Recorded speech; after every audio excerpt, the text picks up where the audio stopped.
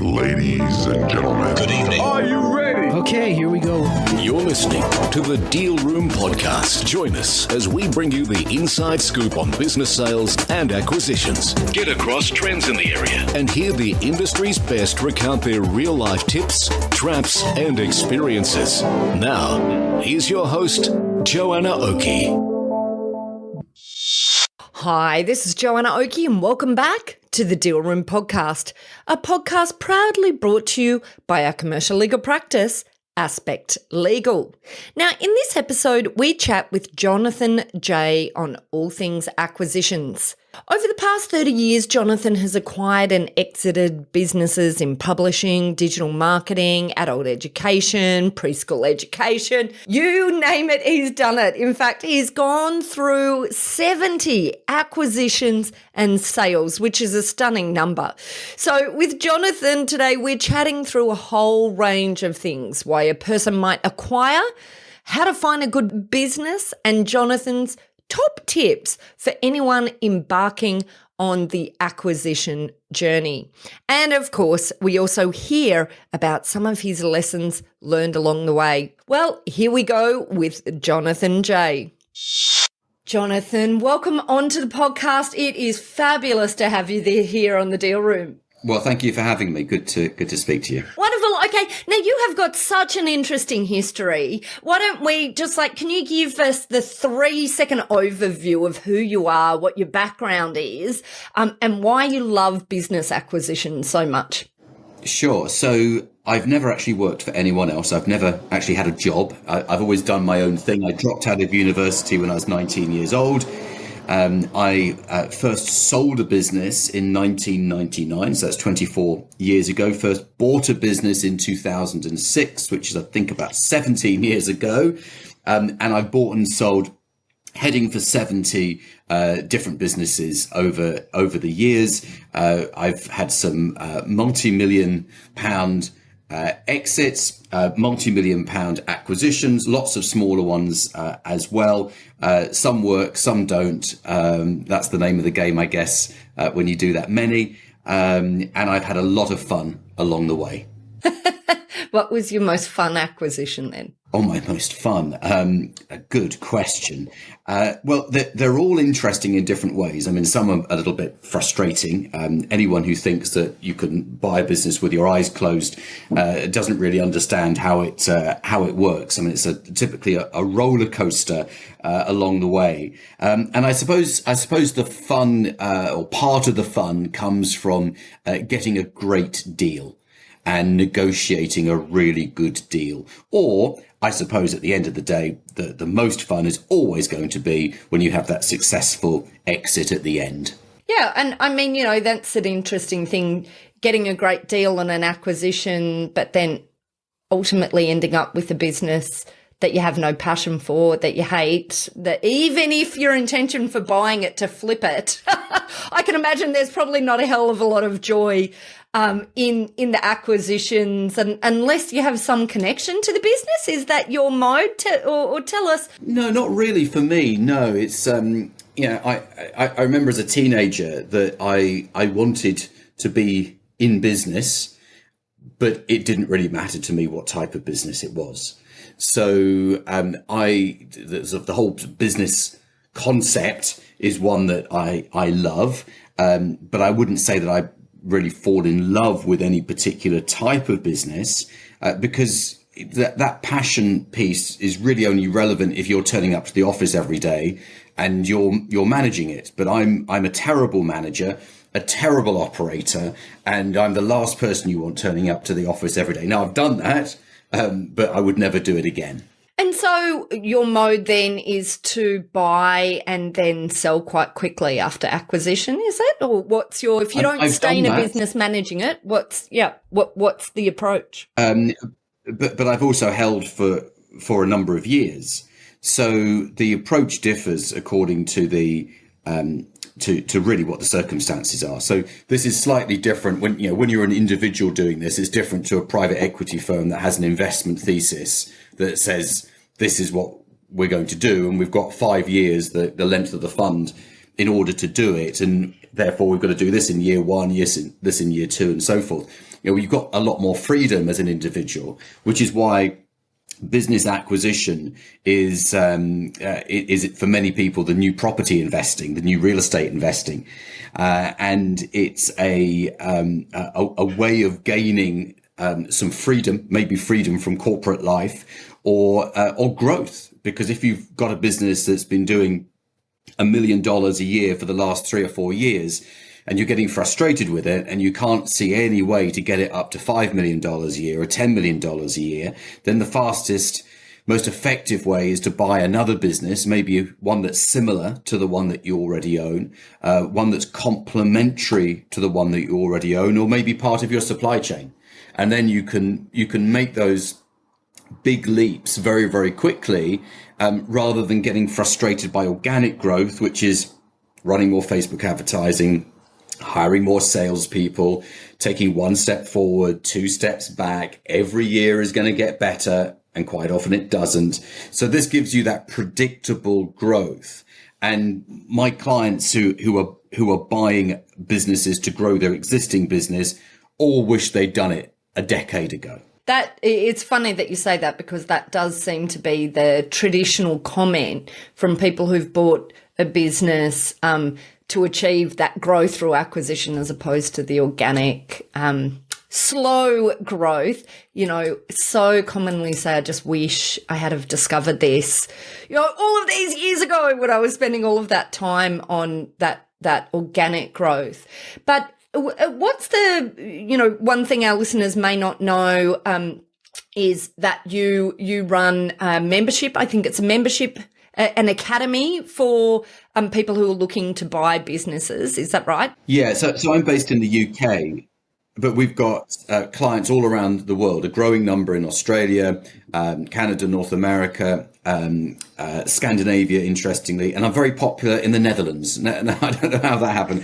I'm very, very popular in the Netherlands, and of course a lot in the UK. And we run training programs that can be accessed internationally through the power of video conferencing and Zoom, which actually pre-COVID, everything we did was in the UK, and COVID forced us to be a little bit more creative with our support and our delivery, which meant that we could go wider afield. And so we help people, especially with their first acquisition, which is always going to be the toughest. That's the steepest learning curve.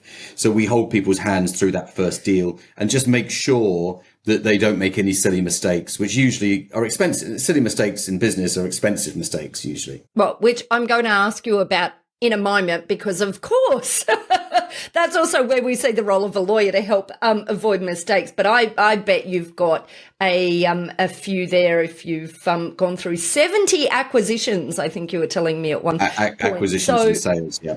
Acquisitions and sales. Got it. So of the people that you deal with who are looking to buy businesses, what would you say the split is between people who are looking to, there's that whole buy a job market or get out of a career market. I see a lot of people coming out of, have been employed for a long period of time, and then suddenly, not suddenly, but one day they decide I want to take charge of my own destiny. And so they're either I'll start a business, I'll buy a business, decide to buy a business, which I think is the superior choice out of the two. Maybe we'll talk about that in a moment. But you've got that sort of buyer versus your buyer who has got their own business but is looking at acquisition as a way to grow their existing business. In terms of the people that you deal with, what is the split between the two? Oh, I don't know precisely, but it feels about 50-50. So we have people leaving corporate life who, I can think of a very quick example. A client of mine in the UK worked for DHL, the parcel delivery service, and he left a well-paid job there with the intention of buying a business to swap his salaried income with dividends. And he was earning £190,000 a year. And that was his goal. He wanted to make that amount of profit that he could take from the business. His first acquisition cost him £10 million, which I think is about 20 million at the current exchange rate, and all of it was funded. It was none of his own money, and the business now has annual revenues of £6 million, about $12 million, and is making £3 million annual profit, $6 million annual profit. So I think he's swapped his income quite nicely. And then we've got people who've grown their business by leaps and bounds, who got stuck in a bit of a rut, with that $500,000 a year business, not quite knowing how to get to the next level. And then they change everything with the very first acquisition. So I see both sides. I see the people leaving corporate life, and I see the people with their existing business. And I mean, it's a huge move, I guess, for someone to leave a world of being an employee and then move into being a business owner. There's a whole heap of risks, but also opportunities. What are the top tips that you think are most important for someone who hasn't had experience in business when coming into, obviously we've got the whole, the method of acquisition and how to identify the right target and all of those sorts of things, but then they're in the business and they've got to run it somehow and be aware of, I guess the risks of running a business so that they don't lose the asset that they've acquired. What are some of the top, things that you think are important? So first of all, I'd never tell anyone to quit their job and buy a business. You can buy a business evenings and weekends. Buying a business is not a full-time process. At one point, I had 7 on the go at the same time, and I still had hours in my day where I had nothing to do. So buying a business can be done while you're working for someone else. The second thing is you buy a business that's sufficiently large enough to have a second-tier management team. So when the owner leaves, which typically they do when they sell, not always, but mostly they do, then the business continues operating as it were when the owner was there, because the last thing you want to be doing is running the business. You're not looking for another job, and you're absolutely right. Someone with no business experience suddenly running a business, well, the chances of that being successful are probably quite slim. But if you're coming in as an investor rather than a manager or an operator, then life just carries on as usual. Now, your success level increases again if the seller is staying with the business in some sort of role for a period of time. And then your success increases to a whole new level if the future success of the business that's been sold is tied to the amount of money that the seller receives for it. Therefore, they have a vested interest in helping you make sure that it continues to be successful. And finally, the one thing that really makes a difference is buying the right business. And the right business is one that is solid, profitable, established, reliable. You do not want to be buying a business that is stressed or distressed in some way, because turnarounds might make you feel like a hero. We bought this business that was on its knees and it was collapsing and failing, and then we made it into this huge success story. Look how clever we are.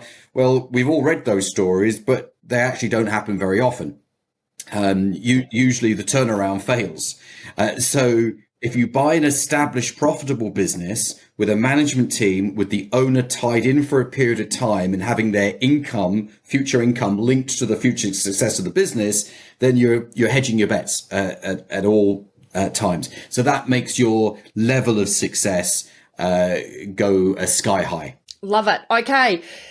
I want to hear about the lessons learned. I bet there are a few of those along the way. What do you think are the biggest lessons that you've learned from all of your experiences in buying and selling? Oh my goodness. There are so many. I always say to my clients, I've made all the mistakes so that you don't have to. I've done them all. Sometimes more than once. That's great when you make a mistake more than once. You go, oh yes, I've made that mistake already. I guess it depends what you want to do. So I've got a number of clients, quite a few actually, a growing number, that are interested in buying multiple businesses and creating a far larger entity rather than just buying one company. And the mistakes that people often make, that I've also made myself, is that you underestimate how much working capital is required for a growing business. And you start the finance raising process for growth capital way too late, because it always takes longer than you think it's going to take. So raising money for a growing group early is very important. The second mistake that people make is they think that they are the most important person in the company as the ultimate beneficial owner. They're not. The CFO, the chief financial officer, is the most important person in the company, because without that CFO or finance director, whichever terminology you want to use, you can't do several things. You can't raise the money because you don't have the management accounts and the forecasts and that robust financial reporting that's required to raise the money. You'll sell your business for less for exactly the same reason. And the last thing you want is to have surprises when you've got a growing business. If you've got a business that's doing tens of millions of dollars of annual revenue, the last thing you want is to suddenly discover that during the summer period or during the Christmas period, you haven't got enough cash, but you've still got the same overheads. So having that tight control of the money is very, very important. Interestingly, some of my clients, since I've been emphasizing this with them, have gone back to their current finance directors and asked a few questions. And on one notable occasion, the finance director just didn't turn up for work the next morning because he discovered that he'd been found out. So, just because someone has that job title and that CV doesn't necessarily mean they're good at the job. But without that finance director in place, that CFO, you've got yourself a problem somewhere in the future. You just don't know yet that you've got that problem, but you will have. Love it. Okay, wonderful. And so, what would you say in reflecting on, your deals or maybe the deals of your clients? What is one of the most successful acquisitions you've seen and why? It's not about a specific acquisition that's successful. The attributes of a successful acquisition are one where there's lots of different attributes. You can't always get them in the same deal, but buying an asset below market value is always good because you win on day one. You don't have to do anything particularly clever, and you've got yourself a great deal from the start. And that comes from finding a sufficiently motivated seller and being able to negotiate and understand how the process and the system works. And therefore, if you can buy a $1 million asset for $500,000, sometimes people say, well, why would anyone sell for less than what it's worth? Well, you're assuming that the number one motivation for selling is money. Well, if you've got an established profitable business that the owner has had for, let's say, 20 years, they've made their money over that 20-year period, and they're now ready for retirement. Maybe ill health is playing a part, and it's now just about passing the business over to someone else. Sure, being compensated financially for that, but it's not all about that sort of big payday at the end because they've done well over the years. What I've always found, just as an aside, is that the people who want the crazy valuations for their business are the people with the least valuable businesses, because their way of thinking is, I haven't made any money for the last 10 years, therefore I've got to make the money when I sell the business. Rather than, I've done really well over the last 10 years. It's not all about money now. It's about lifestyle, health, retirement, spending time with the grandchildren, and so forth. So without a doubt, the most successful acquisitions are one where you can win on day one. You've effectively, you've got something on day one that's worth more than what you paid for it. Love it.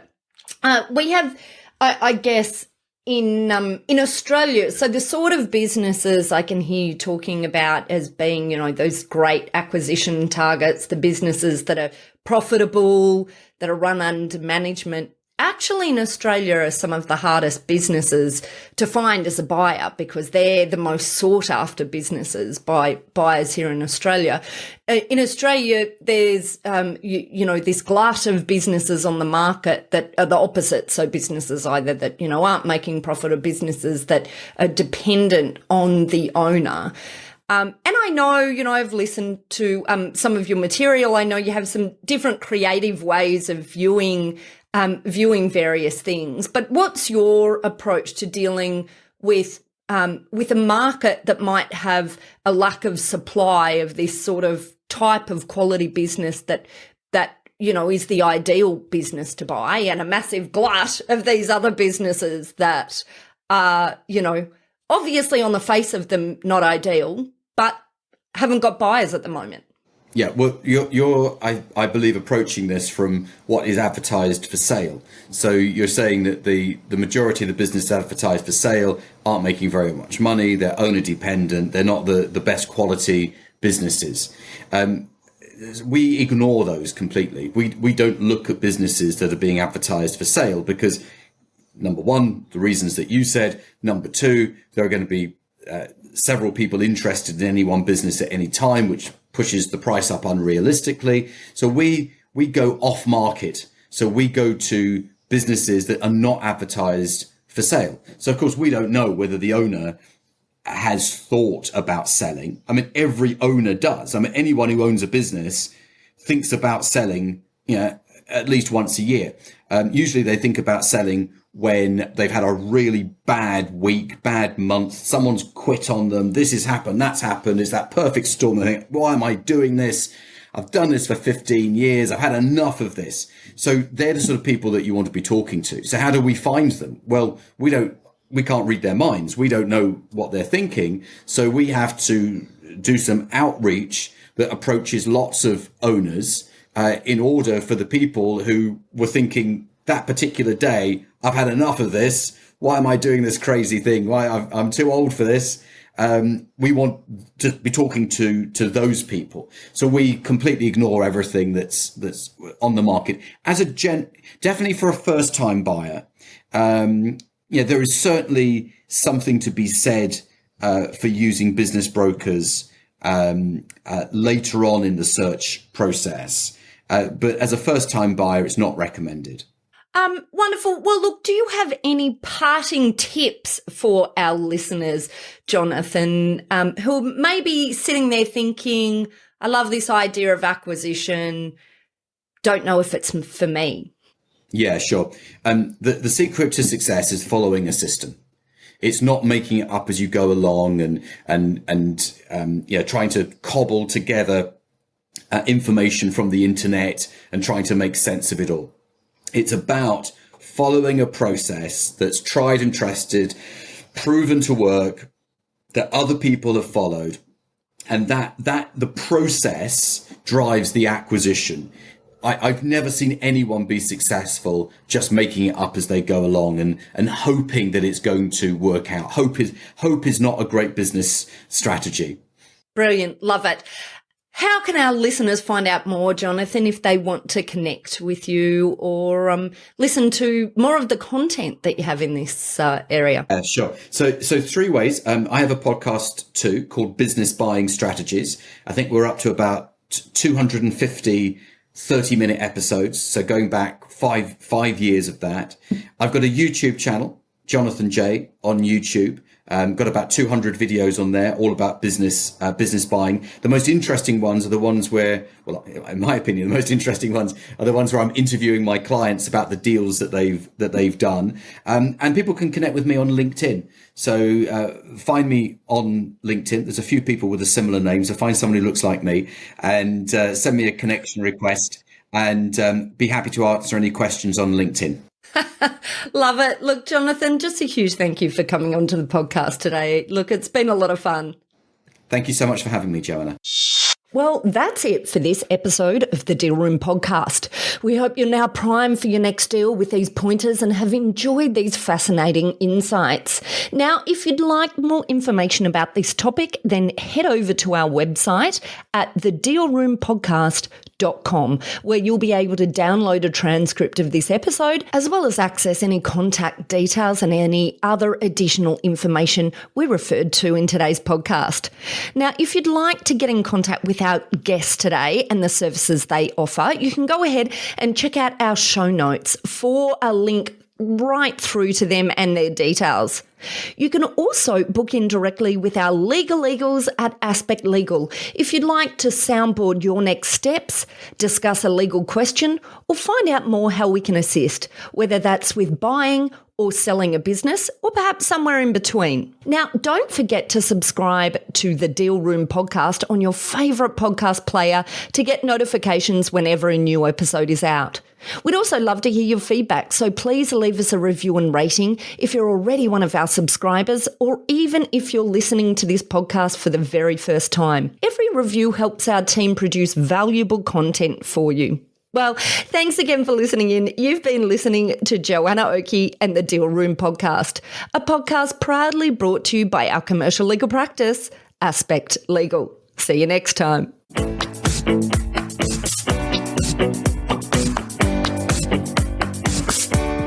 Aspect Legal has a number of great services that help businesses prepare for a sale or acquisition, to help them prepare in advance and to get transaction ready. We've also got a range of services to help guide businesses through the sale and acquisitions process. We work with clients both big and small and have different types of services depending on size and complexity. We provide a free consultation to discuss your proposed sale or acquisition. So see our show notes on how to book a time to speak with us, or head over to our website at aspectlegal.com.au. Ladies and gentlemen. That will conclude this evening's entertainment. Thanks for listening to the Deal Room podcast. To find out more about this episode and other episodes in the series, check out the show notes or head over to our website at thedealroompodcast.com.au.